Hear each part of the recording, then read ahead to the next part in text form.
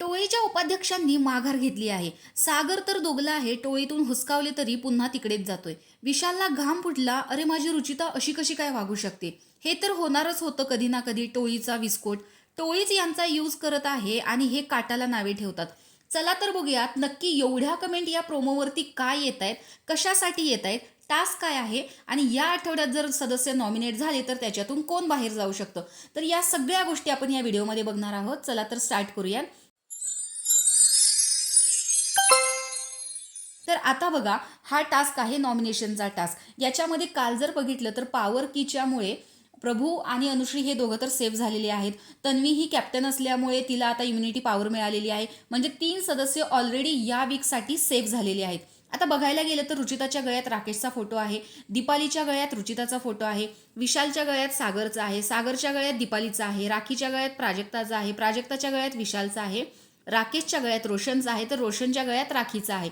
Task असा आहे की सेम 2 कलरचे घोडे त्याच्यामध्ये आहेत आणि त्यांना लगाम लावायची आहे. लगाम लावायची आहे म्हणजे ज्या सदस्याला नॉमिनेट करायचं आहे त्यांनी तिथे जाऊन उभे राहायचे आहे, जे मध्ये स्पेस असेल, आणि त्याच्यानंतर त्याच्यातले प्रत्येक फेरीमध्ये 2 घोडे एकाच कलरचे बाद केले जातील, असा हा टास्क आहे.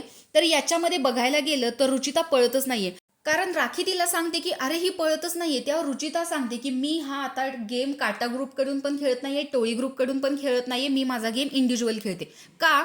दीपाली पळाली तरच ती पळेल, कारण दीपाली जर पळाली तर रुचिता नॉमिनेट होऊ शकते आणि जर रुचिता नॉमिनेट झाली तर ती पळणार, त्यामुळे राकेश सुद्धा नॉमिनेशनमध्ये जाऊ शकतो. आणि ऑलरेडी राकेशच्या गळ्यात रोशनचा फोटो आहे, त्याच्यामुळे विशालचं असं म्हणणं आहे की राकेशला पहिला नॉमिनेट करा, कारण प्रत्येक वेळेस त्यांचा सगळा जो रोख असतो तो राकेशवरतीच असतो. त्यामुळे प्राजक्ताचं म्हणणं आहे की तू आता याच्यावरून गेम फिरवतेस, म्हणजे तू दिलेल्या शब्दाला जागत नाहीये. ती जर तिचा गेम इंडिव्हिज्युअल खेळत असेल तर प्राजक्ताला हे म्हणण्याचं कारणच नाही. पण प्राजक्ताच्या गळ्यात विशालचा फोटो आहे, त्यामुळे विशाल तिला सेव्ह करण्यासाठी, कारण विशालच्या गळ्यात सागरचा आहे, जर दीपालीने रुचिताला नॉमिनेशनमध्ये टाकलं तर रुचिता राकेशला टाकणार, राकेशला टाकलं तर तो रोशनला टाकणार, विशालने जर सागरला टाकलं तर प्राजक्ता विशालला टाकणार. अशा पद्धतीचा हा गेम झालेला आहे यांच्या गळ्यामध्ये फोटो लटकावून. त्यामुळे प्रत्येकजण स्वतःची लगाम रोखण्याचा प्रयत्न करतात आणि जर हे सदस्य नॉमिनेशनमध्ये आले तर प्राजक्ता किंवा सागर यांच्यापैकी कोणीतरी एक जण या आठवड्यामध्ये बाहेर पडू शकतो. तर तुम्हाला रुचिताचा गेम आवडला की नाही हे कमेंट बॉक्समध्ये नक्की सांगा. अशाच बिग बॉसच्या नवनवीन अपडेट्सची रिव्ह्यू पाहण्यासाठी आपल्या चॅनलला सबस्क्राईब करा. तोपर्यंत बाय.